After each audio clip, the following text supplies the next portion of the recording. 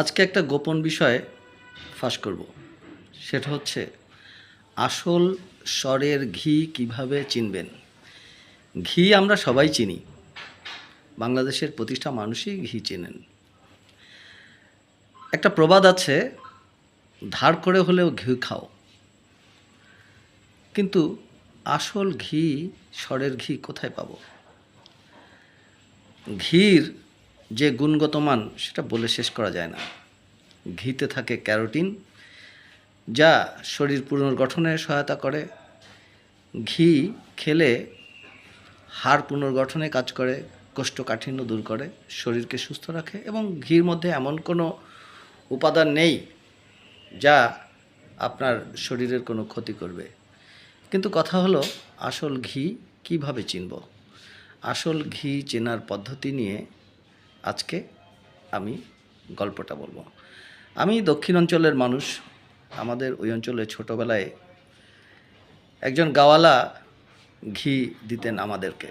সেই ঘির স্বাদ, মায়ের হাতের মাখানো আলু ভর্তা দিয়ে ভাত, সেই স্বাদ এখনও নাকে লেগে আছে।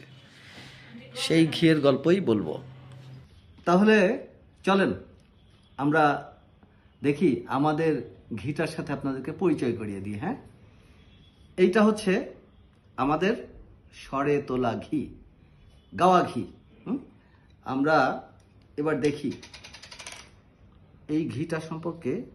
আমরা দেখি, আপনারা নিশ্চয়ই দেখতে পাচ্ছেন এই যে ঘির দানা এবং উপরে একটু তৈলাক্ত ভাব। যদিও অনেকেই কেমিক্যাল মিশিয়েও এরকম করতে পারে, সেন্ট মিশিয়ে, কেমিক্যাল মিশিয়ে এটা করা যায়। কিন্তু আসলে ঘি চিনতে গেলে আপনাকে খেতে হবে। না খেলে, রান্না না করলে আপনি বুঝতে পারবেন না যে এটা আসল ঘি না নকল ঘি। বাজারে যে সমস্ত ঘি পাওয়া যায় তার অধিকাংশই স্বরের ঘি বলে বিক্রি করলেও ওটা আসলে মাখনের তৈরি ঘি, সেন্ট মিশানো। ওই ঘিটা রান্নার পরে আর সুবাসটা, ঘির যে একটা সুবাস, এটা থাকবে না। কিন্তু স্বরের ঘি রান্নার পরেও থাকবে। ইভেন আপনি যখন আলু ভর্তা দিয়ে ভাত খাবেন, ওই ভাতের সাথে গরম ভাতে যখন ঘিটা ঢালবেন, তখন আপনি মুখে দিয়েই আপনি উপলব্ধি করবেন যে আপনি আসল ঘিটাই খাচ্ছেন। এবার আসি আমাদের বনজের ঘির সংরক্ষণ পদ্ধতি। এটা সংরক্ষণ করবেন, আমরা পরিবহনের স্বার্থে এই ঘিটা প্লাস্টিকের বোতল ব্যবহার করেছি, কিন্তু আপনি যখন ব্যবহার করবেন এটা কাচের বয়মে ব্যবহার করবেন। ঘি বা মধু এই জাতীয় পণ্য কখনোই প্লাস্টিকের বোতলে সংরক্ষণ করা স্বাস্থ্যসম্মত নয় এবং এটার গুণগত মান ঠিক থাকে না। সেই জন্য আপনারা কাচের বয়মে সংরক্ষণ করবেন।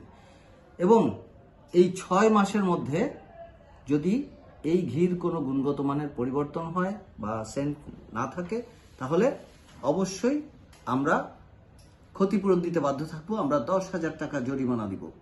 প্রশ্ন হলো, দাম কত? প্রতি কেজির জন্য 1600 টাকা দিতে হবে এবং 500 গ্রামের জন্য 800 টাকা দিতে হবে। ধন্যবাদ সবাইকে।